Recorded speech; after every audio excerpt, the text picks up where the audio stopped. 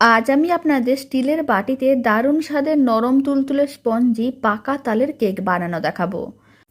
বর্ষাকালে প্রচুর পরিমাণে পাকা তাল পাওয়া যায়, আর পাকা তাল দিয়ে আমরা বিভিন্ন ধরনের রেসিপি বানিয়ে থাকি। তবে এইভাবে একবার কেকের রেসিপিটা বাড়িতে বানিয়ে দেখতে পারেন। কেকগুলো যতটা নরম তুলতুলে স্পঞ্জি হবে, খেতে তার থেকেও অনেক বেশি ভালো হবে। প্রথমে একটা বড় সাইজের মিক্সিং বোল নিয়েছি, তার মধ্যে দিয়ে দিচ্ছি 1 কাপ পাকা তালের পাল্প। আর ওই কাপের 1 কাপ দিয়ে দিলাম চিনির গুঁড়ো। চিনির গুঁড়োটা আগে থেকেই রেডি করে রেখেছিলাম। অল্প একটু লবণ দিলাম, চা চামচের 4 ভাগের 1 ভাগ। আর আমি দিয়ে দিলাম ওই কাপের 4 ভাগের 1 ভাগ সাদা তেল, মানে 50 ml মতন সাদা তেল দিয়ে দিলাম। সমস্ত কিছু খুব ভালো করে মিশিয়ে নিতে হবে। চিনির গুঁড়ো দিয়ে কেকের ব্যাটার রেডি করলে কেকের মিশ্রণটা অনেক তাড়াতাড়ি রেডি হয়ে যায়, এতে কেকটাও অনেক কম সময়ে রেডি করা যায়।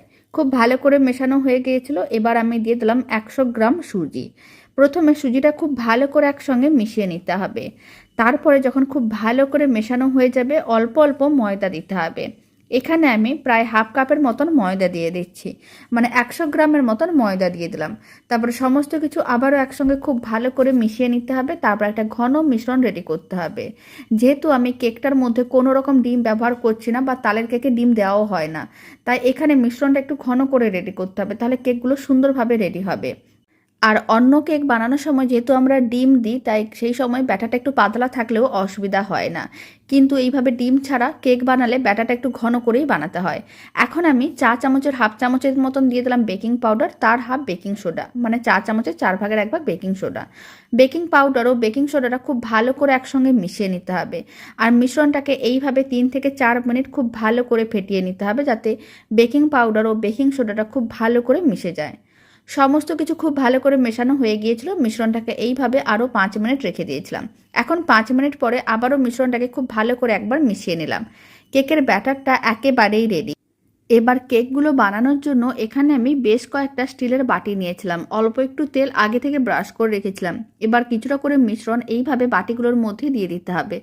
আর এইভাবে বাটি ভর্তি করে মিশ্রণ দেওয়া যাবে না, মানে হাফ করে মিশ্রণ দিতে হবে। বাটির হাফ মিশ্রণ দিতে হবে, পুরো ভর্তি করা যাবে না, তাহলে কেকগুলো কিন্তু ফুলে বাইরে চলে আসতে পারে। সমস্ত মিশ্রণটা দেওয়া হয়ে গেছে। এখন বাটিগুলোকে এইভাবে একটু ট্যাপ করে নিতে হবে, যাতে ভেতরে কোনো রকমের হাওয়া না থাকে। এবার আমি মিশ্রণটার উপরে কয়েকটা কাজু বাদাম, কিশমিশ আর দিয়ে দিচ্ছি চেরি ফলকে ছোটো ছোটো টুকরো করে রেখেছিলাম, সেটা দিয়ে দিচ্ছি। এতে কেকগুলো দেখতে অনেক বেশি ভালো লাগবে। আপনারা আপনাদের পছন্দ মতন যে কোনো ড্রাই ফ্রুটস কেকগুলোর ওপরে দিতে পারেন, এতে কেকগুলো দেখতে অনেক বেশি ভালো লাগবে। চাইলে দিতেও পারেন বা নাও দিতে পারেন। আপনারা চাইলে ছোটো ছোটো নারকেলের টুকরোও দিতে পারেন, দেখতে বেশ ভালো লাগবে। সমস্ত বাটিগুলো একইভাবে রেডি করে নিয়েছিলাম। এবার কেকগুলোকে বেক করে নিতে হবে। তার জন্য একটা কড়াইকে গ্যাসের ওভেনের উপরে বসিয়ে দিয়েছিলাম, ফ্লেমটা মিডিয়ামেই আছে। এবার তার উপর একটা স্ট্যান্ড রেখে দিলাম, আর তার উপর একটা প্লেট রেখে দিয়েছি। এবার কেকের কয়েকটা বাটি এইভাবে প্লেটের উপরে রেখে দিতে হবে। আর প্রথমে কড়াইটাকে ভালো করে গরম করতে হবে, তারপরে কেকের বাটিগুলো রাখতে হবে। আর ঢাকনাটা বন্ধ করে দিলাম। এবার যে ছিদ্রটা আছে সেটা ছোট্ট কাগজের টুকরো দিয়ে বন্ধ করে দিতে হবে, যাতে ভেতরের হাওয়া বাইরে না বেরোতে পারে। এখন এইভাবে মিডিয়াম টু লো ফ্লেমে 20 মিনিট প্রথমে এইভাবে কেকগুলো বেক করে নিতে হবে। তারপরে 20 মিনিট একেবারে লো ফ্লেমে কেকগুলোকে বেক করতে হবে, তাহলে কেকগুলো খুব সুন্দরভাবে রেডি হবে। এখন আমি আপনাদের 40 মিনিট পরেই দেখাচ্ছি। কড়াইয়ের ঢাকনাটা খুলে নিলাম। আপনারা দেখুন কেকগুলো খুব সুন্দরভাবে রেডি হয়েছে, আর কেকের কালারটাও খুবই সুন্দর এসেছে। এখন একটু চেক করে দেখে নিতে হবে। একটা ছুরি নিয়েছি, এইভাবে একটু চেক করে দেখে নিলাম। ছুরিটা একেবারেই পরিষ্কার, তার মানে কেকগুলো রেডি হয়ে গেছে।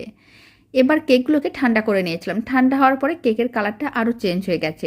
এবার একটা ছুরি নিয়েছি, ছুরিটা দিয়ে এইভাবে একটু গোল করে ঘুরিয়ে নিতে হবে। এতে কেকগুলো খুব সহজে ডিমোল্ড হয়ে যাবে। আপনারা দেখুন কেকগুলো ডিমোল্ড হয়ে গেছে।